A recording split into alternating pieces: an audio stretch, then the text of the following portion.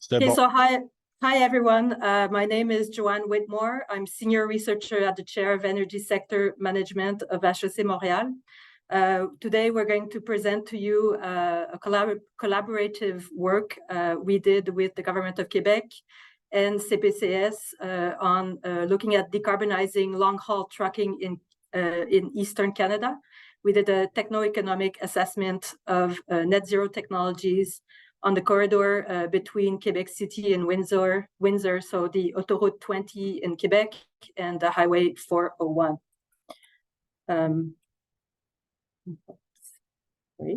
Sorry, my PowerPoint. Okay. So just before we dive into the report, this was a 2-year project. So the lead for the research work was myself and my colleague Pierre-Olivier Pinault, who is the chair of our chair and a professor at HEC.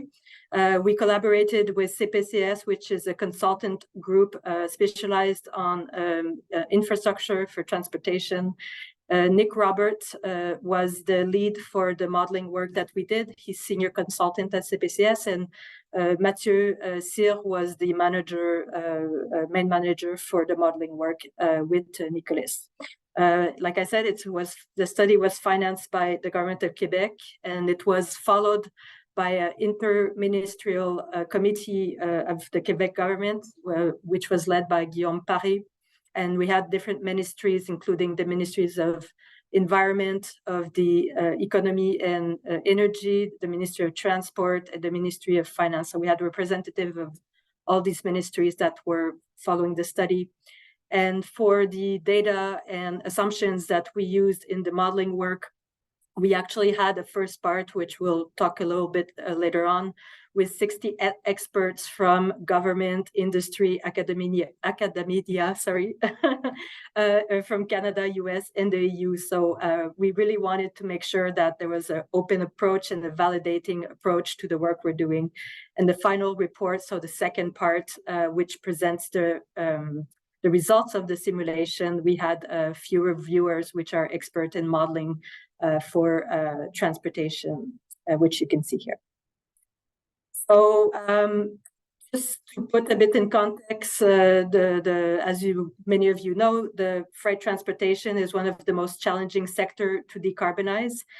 For heavy-duty Class 8 trucks, that represents about 24% of Canada's overall emissions for the transport sector, and it's been growing considerably since 1990. It's the same also for the growth patterns that we can see in Ontario and in Quebec. It's a very complex sector because of the logistic chain, the regulation, the cross-border traffic, and to make sure everything has interoperability between the different regions. And it's also very challenging because it supports daily economic activities. So you can't just stop and move to a new technology because it will have huge impacts on our daily lives. But achieving Canada's net zero goal by 2050 will require decisive action in this sector, both technologically and logistically. So, but we in the report go over some of the initiatives that the Canadian government and some of the provinces have put in place to decarbonize that sector. And even though it's an improvement compared to a previous year, it's still insufficient to put us on a net zero emission path for that sector. So why are we doing this study? Well, first of all, the initiative was thought of over actually 4 years ago. As we were looking at options for decarbonizing the sector, we were seeing that there was really a lack of transparency and data collaboration and studies in this sector. There's lots of incoherence between and within government, and the sector is often politicized, it's technology focused, and it's led by special interests. So there's no common way of understanding it through the different stakeholders. So hopefully this study can sort of bring a bit more open, collaborative, and transparent information to this issue. There's currently very few studies that have assessed the feasibility associated with the potential of decarbonizing technologies.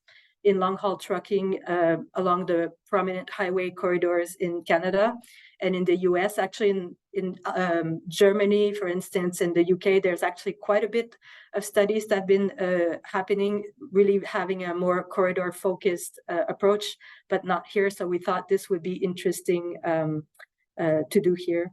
And also the point of the study is to help to have a more, to provide some transparent data, assumptions on technologies, to allow others to use and update the data, the model, and our methodology. Our study isn't an end, it's only hopefully a beginning that others can use the results or the data and improve it and go beyond what we did. And so hopefully have a more systemic approach actually to decarbonizing long-haul freight, because there's other issues to look at, including intermodality choices, the impact that it will have on the grid or energy demand, and the different pathway scenarios that we can look at. And just as an example, there's already work being done on the carbon-free corridor initiative at the University of Windsor, they're looking much more at what's happening on the demand side of energy from decarbonizing long-haul freight. And there's also the Energy Modeling Hub, which is looking to create an open approach to modeling and data. So hopefully these are other initiatives that can work. So when we talk about systemic approach, it's just important to understand that our study is really focusing much more on just the economic and technical issues aspects, which a systemic approach would be to first reduce the demand for movements of goods and just for goods in general, and also to transfer goods towards more energy and GHG efficient freight business model and modes. So we're just looking at the last point, but for any form of technology to work, it has to be part of a much more global strategy that's looking at the other two issues ahead, which I'm talking about. And most governments are only focusing on the sort of technological approach. So I invite you actually to go and read the very recent report that just came out last week by the Advisory Committee on Climate Change for Quebec. The link is there, and it really provides a much more broader approach to understanding what's needed to decarbonize long-haul freight. So the mandate and objective of our study was basically, like I said, to conduct a techno-economic assessment comparing Class 8 technologies to decarbonize long-haul trucking. So we're looking at 500 kilometers and greater of length of driving, if we want, with a focus on the highway corridor between Quebec City and Windsor. So what we're hoping is to have an idea of what's the order of magnitude for the capital infrastructure investment requirements, the fleet purchase, operating and maintenance cost. And then we want to understand how does the feasibility compare for the different technologies on that corridor. The reason why we're focusing on that corridor is basically because it's Canada's busiest long-haul trucking corridor. It has also the largest population center. So we have the Greater Toronto area, we have Montreal. There's multiple hubs of intermodal facilities, warehousing and distribution, including, as you see on the map, so there's the Montreal, Trudeau, and Mirabel airports, and Toronto, Pearson, and Hamilton. And there's also the ports of Montreal, which are very major hub centers. There's also the Lynx cross-border trade with US via the Windsor-Detroit area, so the Ambassador Bridge, the Gordie Howe Bridge, and it's basically a connection with the second largest container port in Canada. So it was a kind of a no-brainer to start there, giving its importance. For our study, I already mentioned obviously what we're focusing on, but for the two-year period we worked on it, we started by identifying the scope. We did a very thorough literature review of techno-economic parameters.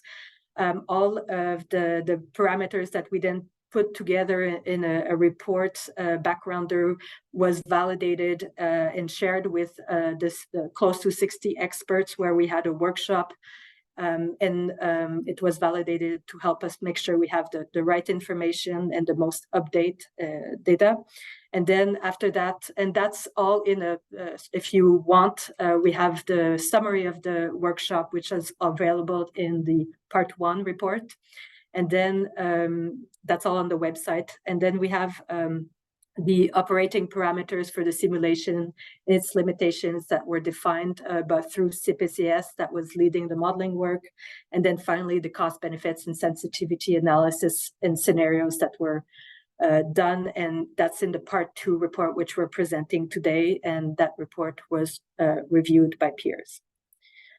The technologies that we considered were the battery electric trucks, the green hydrogen fuel cell trucks, and then we looked, which is not so common in the North American context, but the electric road system overhead catenary trucks, which is also often known as the e-highways. And we looked specifically at catenary trucks with dynamic charging, so that they're charging while they're on the overhead line. The ones that are being trialed and tested since 2016 in Europe, they actually are with diesel. So when they come out of their the electrified highways, they go on a diesel hybrid system, but they also have the dynamic charging option. So we just looked at that one for the decarbonizing technologies. And then the last one was the renewable gas trucks that some of them are already working.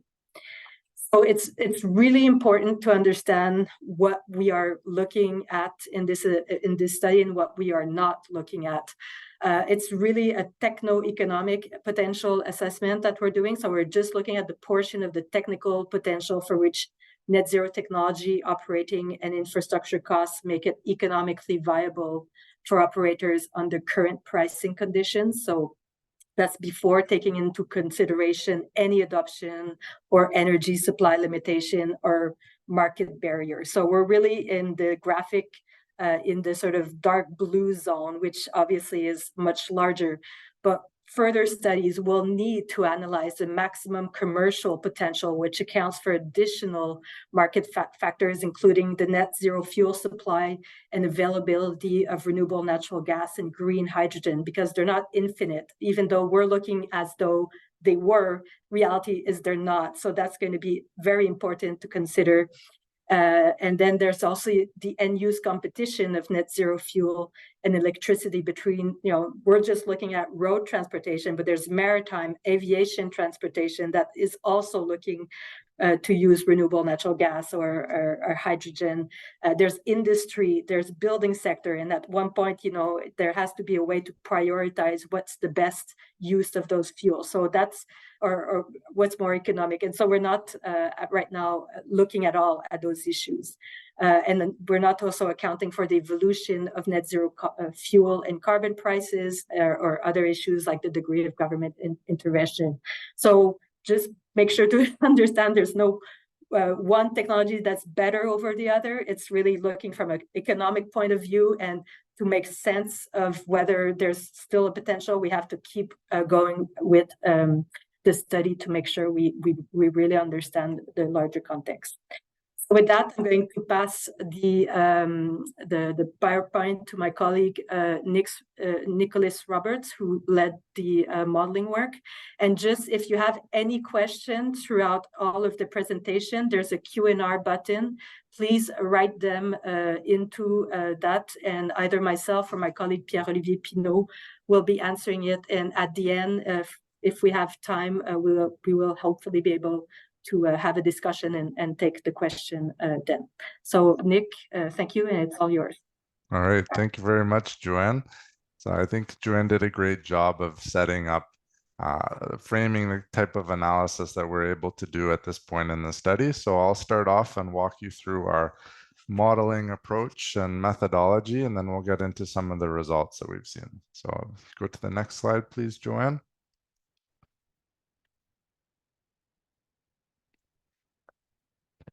So this flow chart here walks through in general what's our approach of doing the modeling exercise. In general, we started out with identifying what are the 4 net zero technologies that we're looking at. As Joanne mentioned, we look at renewable natural gas, battery electric trucks, battery trucks charging with an overhead catenary system, and hydrogen fuel cell trucks. So we look into what are all the cost parameters, performance parameters associated with those trucking technologies, and also the infrastructure that supports them for refueling and recharging. And the idea is that we compare the adoption of one of those technologies against diesel. So in general, there's 4 scenarios: a diesel transitioning to renewable natural gas, one transitioning to electric, one fully to catenary trucks, and then one to fuel cells.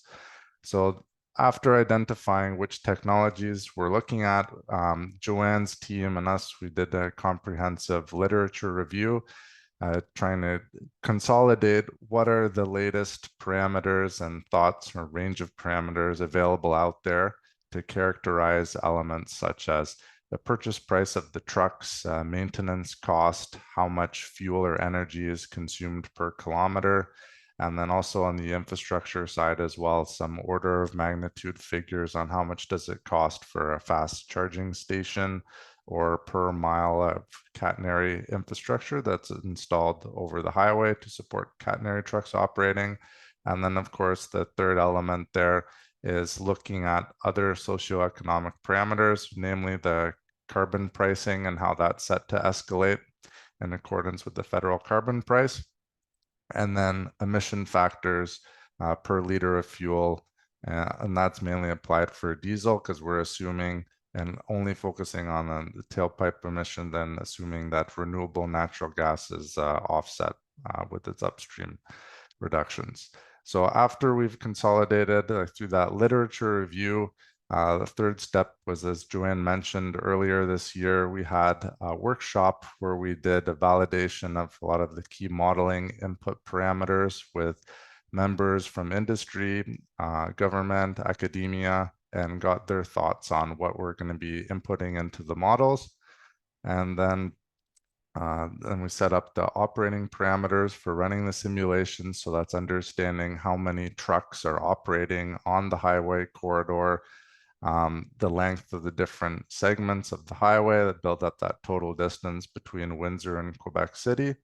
And then the 5th step is building out very much a net present value type of calculation, where we estimate and build up to 2050.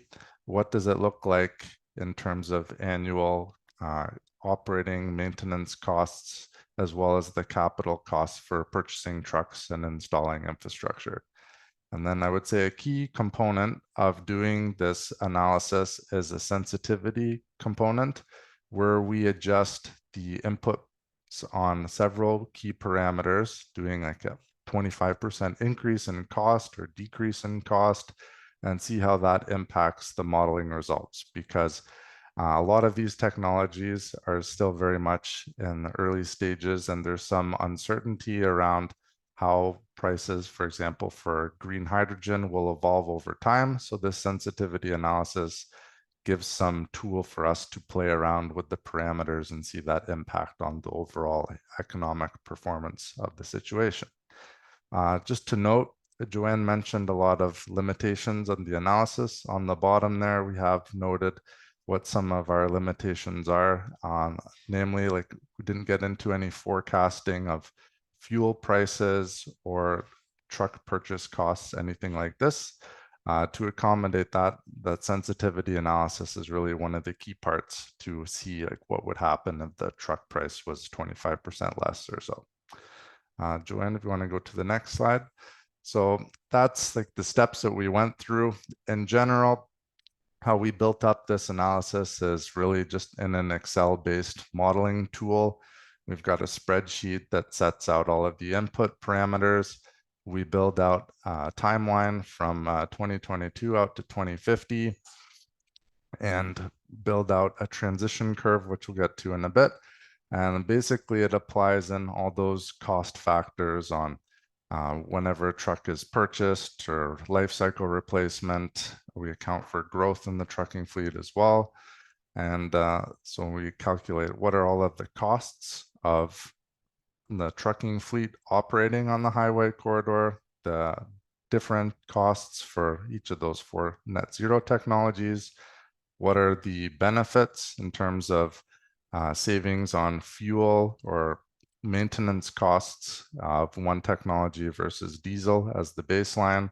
And we come up with some metrics that are used to compare their economic performance, namely, what's the net present value? Is it positive?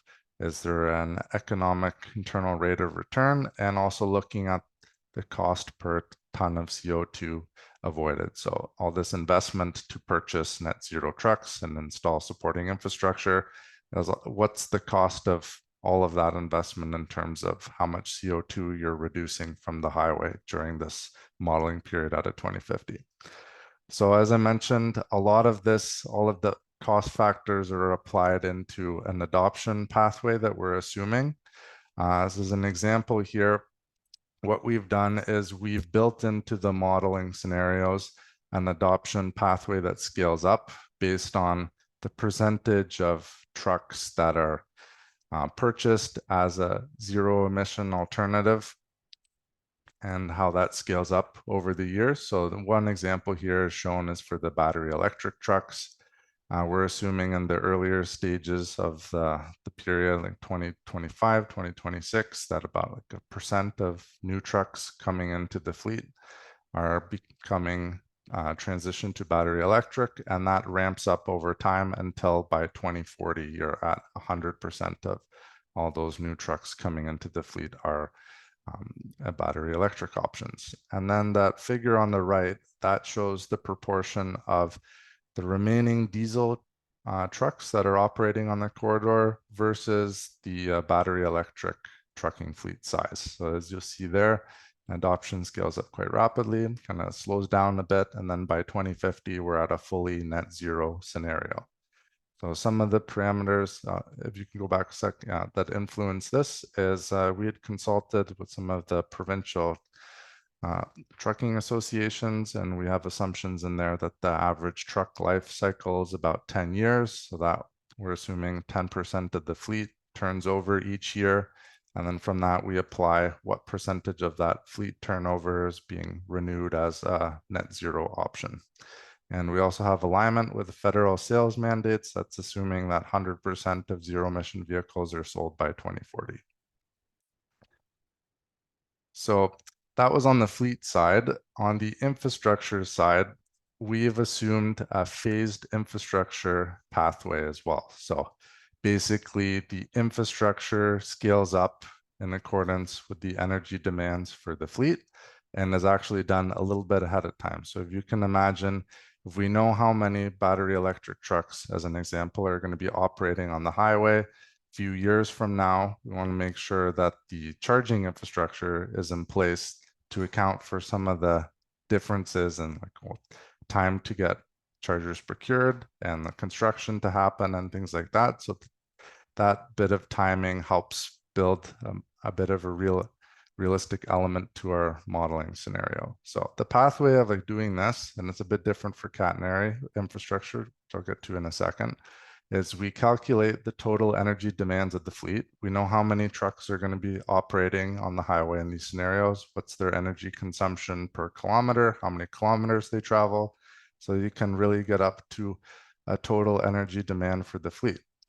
And then we get into some assumptions on charging or refueling station outputs. So how much electricity can a charger deliver? How much hydrogen can a fueling station supply?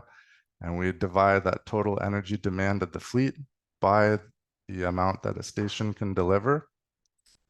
And then over time, we scale up the infrastructure to match what are the energy demands for that fleet. And then once we have that estimate on infrastructure, that's all used with estimates on capital and operating costs to factor those into the modeling scenario as well. As I mentioned, the one case for the catenary infrastructure is a bit different because it doesn't scale quite as linearly. We've assumed kind of like a step relation where one segment of overhead catenary wires would get built out and on the busiest segment of the highway first between Windsor and Toronto. That would enable the first couple of catenary powered trucks to start operating, and then progressively the rest of the catenary infrastructure would get built out in phases. So that's how that piece of infrastructure is built out. Go to the next slide. This summarizes quite a few of the limitations of our modeling scenarios and analysis. So we're focused very much on the Highway 401 820 corridor. We're not looking at any additional routes or highways connecting into the corridor, which of course there's an opportunity for future work to kind of expand the lens and see what's the traffic conditions like. Is there opportunities for charging or refueling on those kind of feeder routes? The impact of vehicle weight is not included as a parameter, although that's something that could be built on in the future, as well as additional weight of battery electric vehicles. And there's a correlation between vehicle weight and road maintenance costs. Other limitations we have is we're looking solely at CO2 emissions. We haven't looked into any air pollutions. Also considering end-of-life costs and considerations, namely for battery packs, was outside the scope of this mandate, but of course something that's very much top of mind and of interest to look at. As I mentioned, the forecasting of energy prices or cost prices of trucks and related infrastructure, we didn't get any to forecasting of that. And then any upstream analysis on GHG emissions and also the decarbonization pathway of the electricity grid. Although to note, in Ontario and especially in Quebec, the electricity power generated is relatively clean with a strong mix of hydroelectric, especially in Quebec. So we go to the next slide, Joanne. So now we'll get into talking about some of the results. So we've done two ways of looking at the results. One is what we call the corridor perspective. So that ties back to that adoption pathway I walked through of all of the diesel trucks operating on this highway corridor, transitioning over time to a net zero technology. We look at what's the total cost of building out all the infrastructure along the highway, the costs of all of those trucks being purchased and operated. So that's an entire corridor perspective.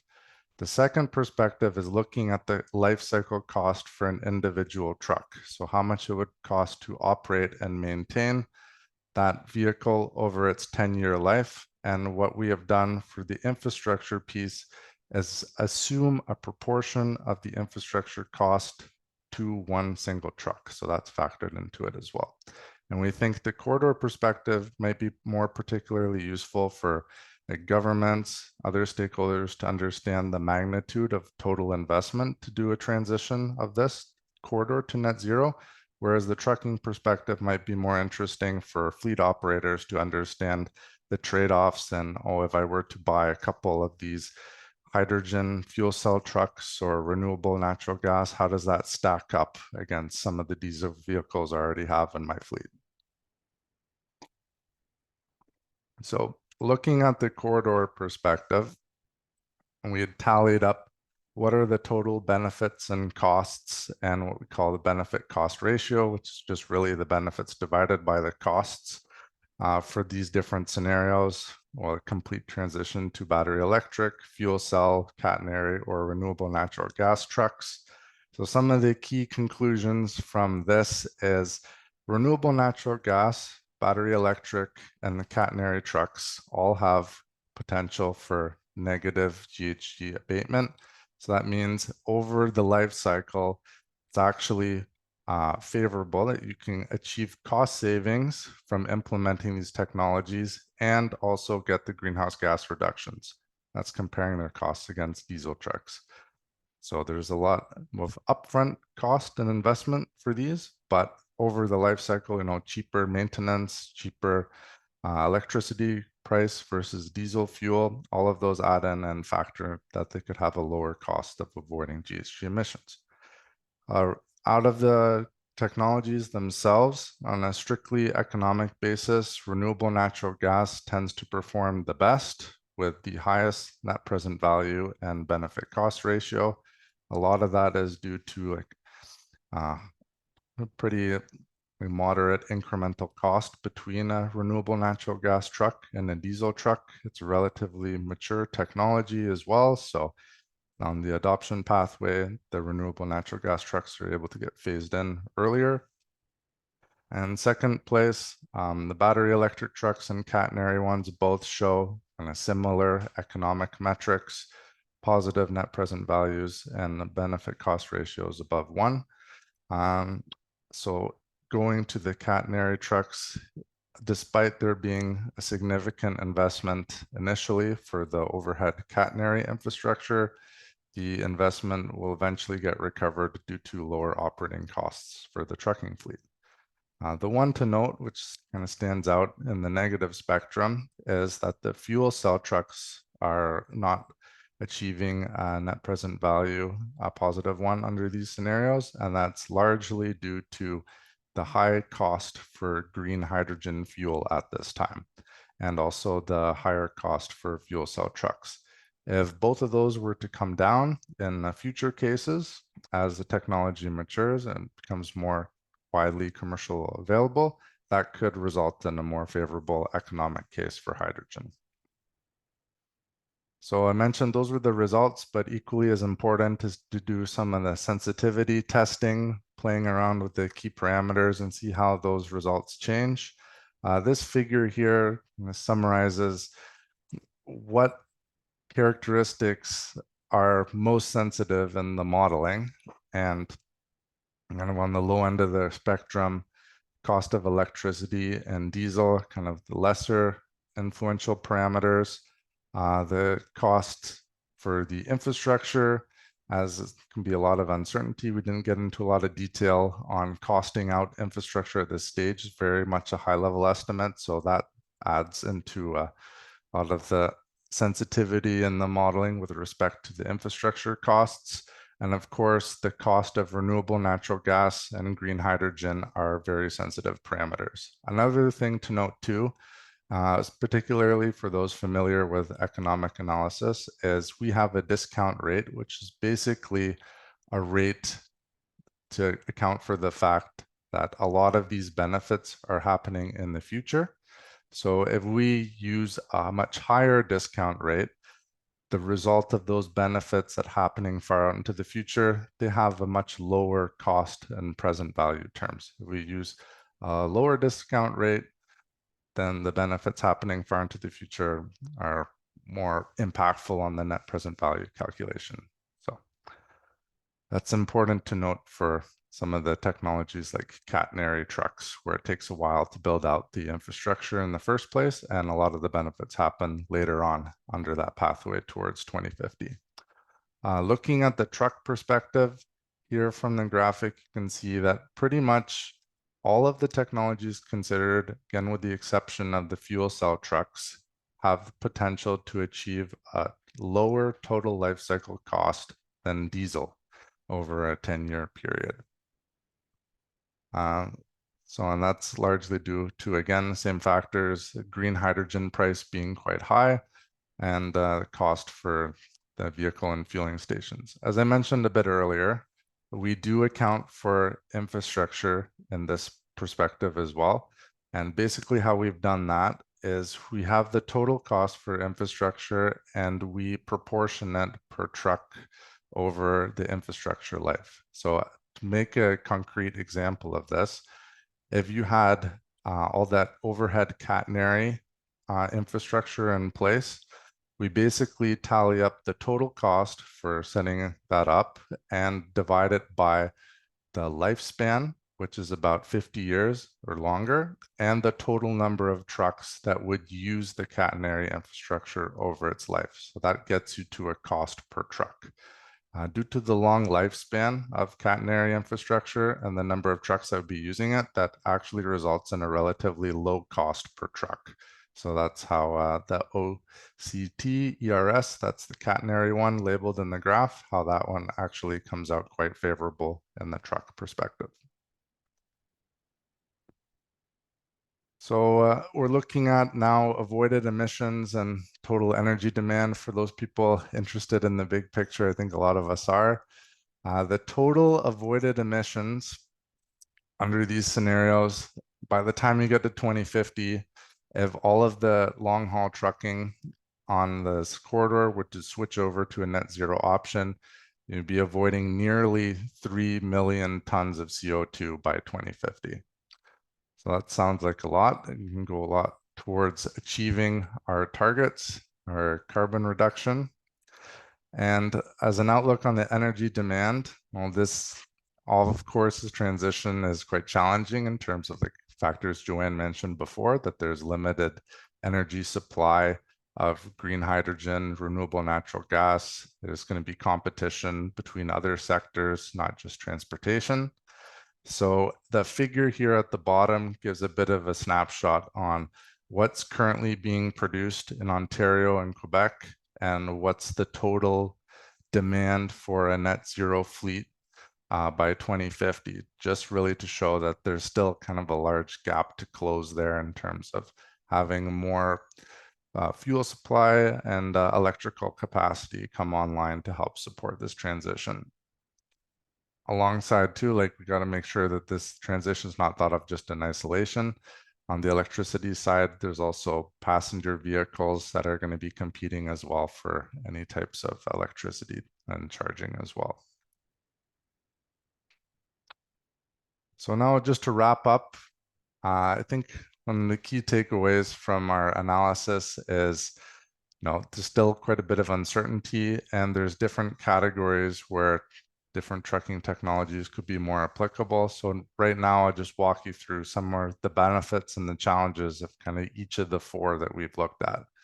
So for battery electric trucks, we've seen that there's positives or savings on fuel, of course, lower maintenance costs, and overall lower life cycle costs. But then when you expand and look at some of the other challenges, and the additional battery weight impacts road wear and also payload of what types of goods can be transported by the truck. Of course, charging time is a big barrier still. There's a lot of work being done to advance megawatt charging standards. So charging time can be accelerated and eventually move towards being more comparable with the time to refuel like a diesel truck.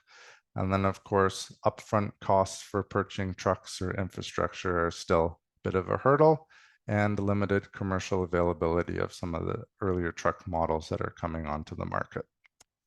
For renewable natural gas, it's a relatively mature technology. There's some trucking fleets on the corridor already using natural gas trucks. So it wouldn't be much of a change just to switch over to renewable natural gas as a substitute of fuel. Operating range is quite comparable to diesel, same thing with the refueling time. And then they also have a relatively lower life cycle cost compared to diesel trucks as well. Some of the challenges with RNG is limited supply and availability of fuel. And again, competition with other industries for using that fuel source. So if it's with buildings, industry, other types of transportation that can be competing as well. And then there's some concerns as well with upstream emissions. So renewable natural gas releasing GHG emissions during storage and transportation of the fuel as well. And it still does emit tailpipe emissions. So we looked at net zero, not totally zero tailpipe emissions as well.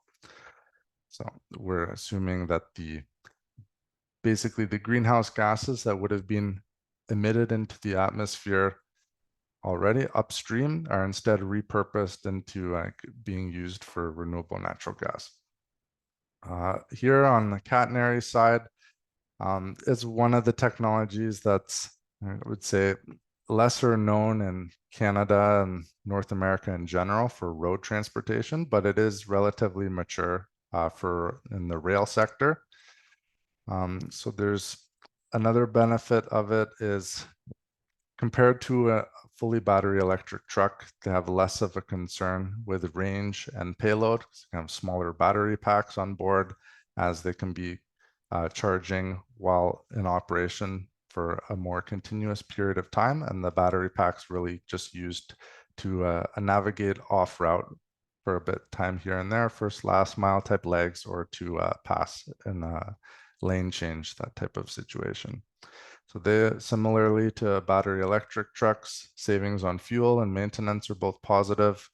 They have positive economic returns and high energy efficiency because, again, less battery weight helps promote more efficient use of energy on board the vehicle. Some of the key challenges, though, is the build out of infrastructure can be quite complex, a very high capital cost, and because it's less familiar in North American contexts, might be some hesitation from decision makers and people to push forward with considering this as a viable technology. For the fuel cell trucks, the last of the four, the operating range and refueling time are quite comparable to diesel. So that's positive news in terms of like managing change for your trucking operations. Good to have similarities with what's currently being operated. Similar payload, but on the challenges side for hydrogen, it's really the high cost of green hydrogen fuel, limited supply, high upfront costs for the trucks and infrastructure, and all of those impact the economic performance of the technology currently as well. And also, again, competition for hydrogen being used in other sectors, such as in maritime or aviation or other sectors of the transportation environment. So we go to the next slide. In conclusions, I'll pass this one back to Joanne, and Joanne can wrap up what some of the key conclusions are that we came up with from our study. Well, thanks very much. I'll stick around. I'll be on later for any questions that come up near the end. So Joanne, back to you.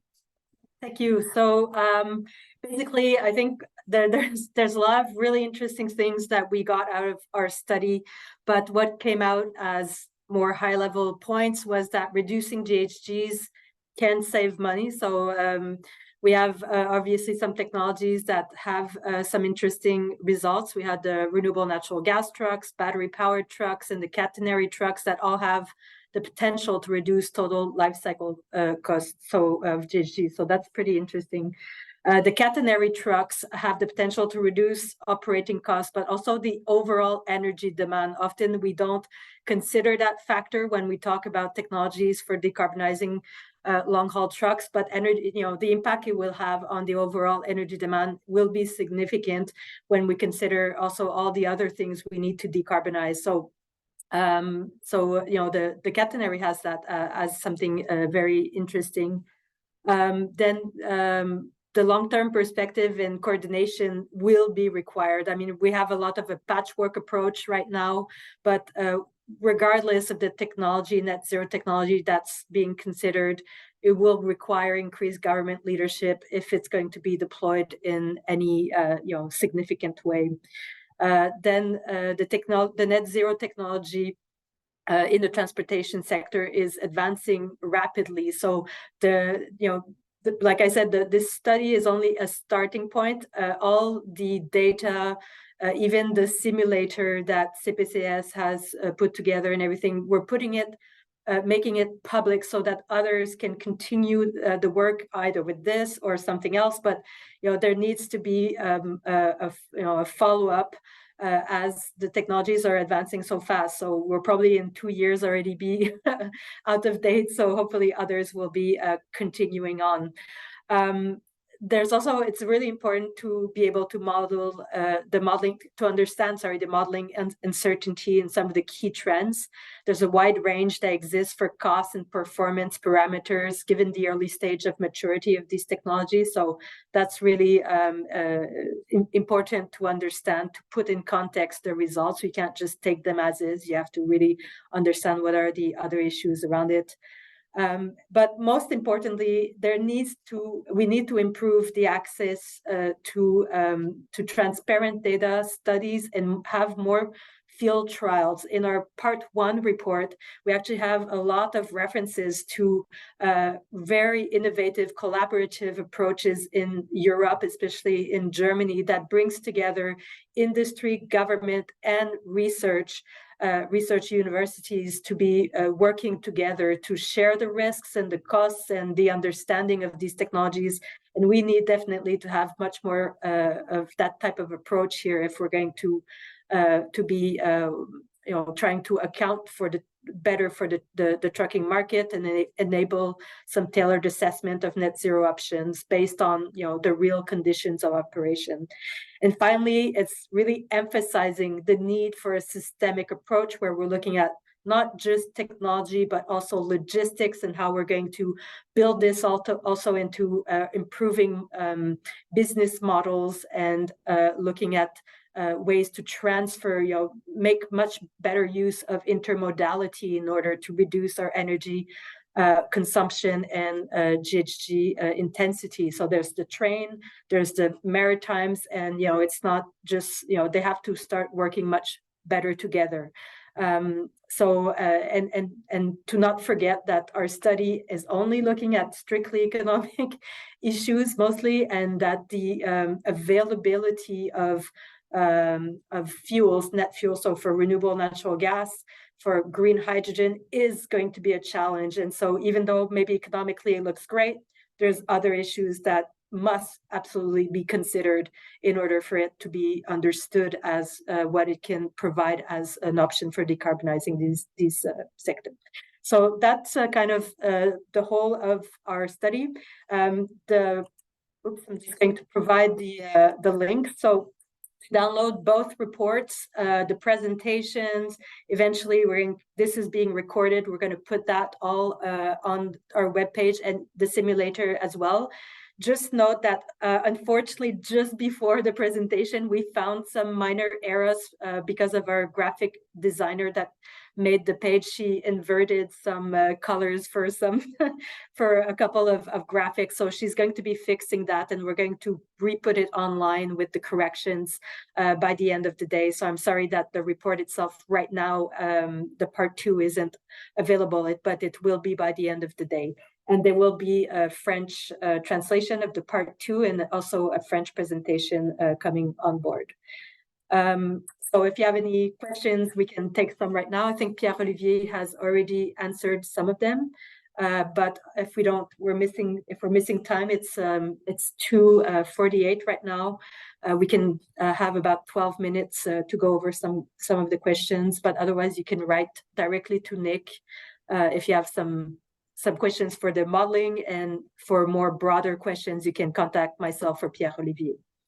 So with that, Pierre-Olivier, do you want to read the question? Maybe because you've been yeah, we had a fair amount of questions that I could answer already. So thanks to everyone for the question. That's a point that came very often. So it's not really a question, but and then Nick, you mentioned it, but a lot of people mentioned that the weight of the batteries is limiting the capacity of trucks to carry freight, and therefore there would be a need to have more electric trucks if there were battery electric trucks on the roads. But so we didn't take that into account in the analysis, but we mentioned that in the discussion. But as the comments and there were many questions on that, I'm just mentioning that here. Then the question, maybe Nick, you can handle that one. What's the break-even point of battery electric truck and diesel truck in terms of mileage? With the current BEV offering, we're struggling using it in the same level as diesel. So I don't know if the question is clear enough. Okay, in our modeling analysis, we actually held the number of annual kilometers traveled as a constant between all of the trucking technologies, the diesel and battery electric. So I would say we don't have a number available at this time to provide for that. Going back to the weight question, this is quite interesting. I think a natural next step that could build on this work, which would be very interesting, is to further segment the long haul trucking transportation market to understand more what commodities, which goods are moving to and from where on the corridor. And that could help maybe understand more which of these net zero technologies are more appropriate for certain commodity and goods movement versus others as well. And of course, I think Joanne would be one to say, but if that's heavily reliant on having more data available to analyze that trucking sector, right? Question from Carole Dupuis. To what extent are the Canadian and US long-haul trucking industry integrated?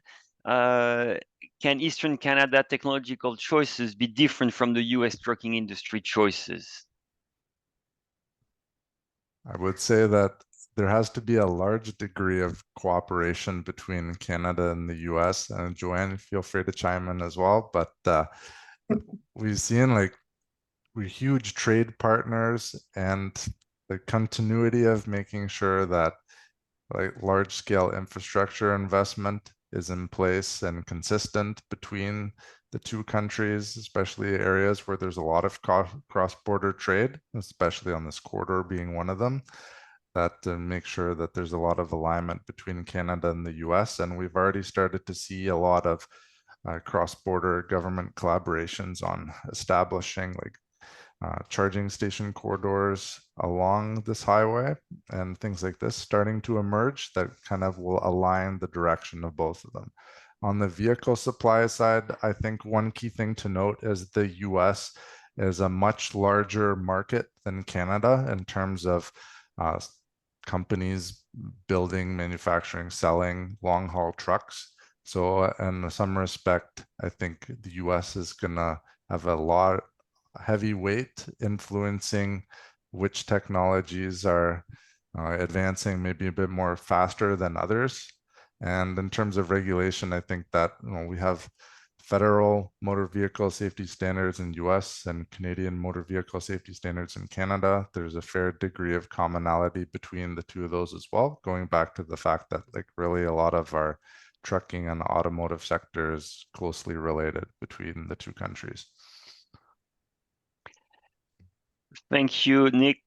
There are different questions on prices. All the assumptions are in the document. We didn't put the prices in the slides, but maybe Nick, you can comment a little bit on price levels that were used for electricity, RNG, hydrogen, and diesel. Well, that's a lot of parameters to talk through. Is there one in particular that someone is interested in? I would say that the easiest way, if they're interested to dig into the numbers, like as Joanne mentioned, the report is going to be available on the webpage very shortly. And we have all of the modeling parameters fully disclosed in the back of that in an appendix. So maybe more specifically, the price of hydrogen, how was it evaluated? Is it based on the electricity price in Quebec? We had used, I believe it was a report from the National Research Laboratories in the US, and they had expressed a range for green hydrogen prices. So that's the source that we had pulled for that. Other than political will, what is the main challenge of catenary trucks in the corridor? Well, I would say anytime that you're trying to build a linear infrastructure in Canada, it cuts through multiple jurisdictions, communities in this, and that adds to a lot of complexity of getting permits and approvals in place for building out that type of linear infrastructure. Plus the fact that it would be quite a large undertaking for a construction project on one of Canada's arguably most busiest highway corridors between Ontario and Quebec. So I would say that the permitting and approvals process, plus the fact of like the implementability of managing a construction project of that scale would both be top, those would be top challenges. So there are many comments which are not real questions, but maybe I'll share this one comment saying that some companies are reintroducing hydrogen ICE in the near term. Toyota, Cummins, Volvo, Westport does so. So that was just an observation. Would that increased availability, I guess, change something? I think it could help build up demand for it. I mean, if you have combustion engines with hydrogen, I think the most preferable solution is fuel cell trucks with zero emissions. But I think that Joanne can chime in too, but I think the idea with the companies pursuing those is to help build out a demand base for hydrogen to help get some of the infrastructure built. I would just add that, I mean, for both renewable natural gas and hydrogen, the challenge is it's not just like having the trucks, but making sure you have the supply and that it's also going to be available for other uses. And there's a conversation and increasingly more studies that are looking at where's the priority for the use of green hydrogen. We didn't look at blue hydrogen, just by the way, because a lot of peer-reviewed studies show the limitation in terms of decarbonizing the decarbonizing potential from blue hydrogen. So we really just focused on green hydrogen. But I mean, there's going to be that issue. So the trucks, it's great to be available, but then you also have to be able to make sure you can supply at the level that we are currently using diesel fuel for transporting goods at a large scale. So I think it's the scale up, in my view, that's a challenge for most of the any technology.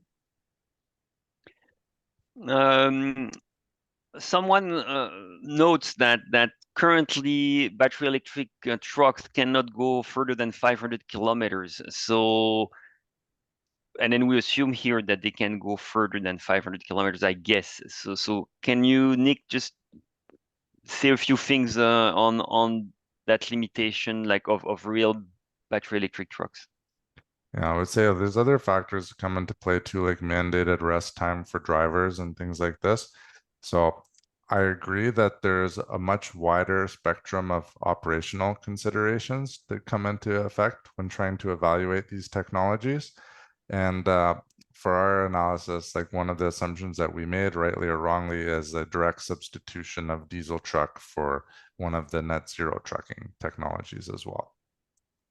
I mean, you could get into all kinds of things. Like someone mentioned before about the weights and payload of electric truck versus a diesel truck, and then also all the charging times. I think we've done a fairly good job of mentioning all of these in the report, but there are limitations of our analysis. So we wanted to acknowledge that these are operating considerations that need to be thought of when seeing which technologies are viable for certain operations. But of course, like the technology is evolving over time. And one of the things we did with the modeling scenarios was that we simulated like a phased adoption for battery electric trucks and the other options as well. So there could be some consideration made that over time, the range continues to improve, and also that there's segments of long-haul trucking transport that it may be easier to do with a battery electric vehicle first, and maybe some of those are the earlier adopters. And then as the range continues to improve and the charging times, then that keeps on pace for that adoption pathway. So there were additional comments, some comments on renewable natural gas. Some people, I think, from the renewable natural gas industry mentioned that there are increasing goals of producing more renewable natural gas. So there might be a lower limit, although the needs for renewable natural gas are huge when you look at all the potential consumption and what needs to be replaced, but also the fact that there are existing renewable natural gas filling stations already in place is, of course, something that could be interesting for the renewable natural gas option. I would just mention for that in our study, we actually mentioned the number of, it's not just it's conventional natural gas. And what's possible is that if the clients have a demand for renewable natural gas, then those providing the private can provide some renewable natural gas. But that's not the case right now because the demand isn't sufficiently high. So we have to be careful. And again, it's not like we had a new truck of natural gas come into use in Quebec, but it's only conventional gas. It's not renewable natural gas. So there has to make sure that that caveat is mentioned as well. For my part, I think I will stop here, given that it's 3 p.m., and I will let you conclude, Joanne. Well, I just want to thank everyone. Please read the study. I mean, we can't go over everything because it was such a detailed work, and we really thank everyone that provided reviews and comments. And hopefully this will inspire others to take our methodology and go further, or contact CPCS and do further work. But this is the beginning of how work should be done, and hopefully we can demonstrate that when we work collaboratively, it has a really great impact for others to sort of build on it. So thank you, everyone. And everything will be online. I'm sorry that the report isn't right now available, but it will be by tonight. So if you have questions, just write to us, and have a good evening.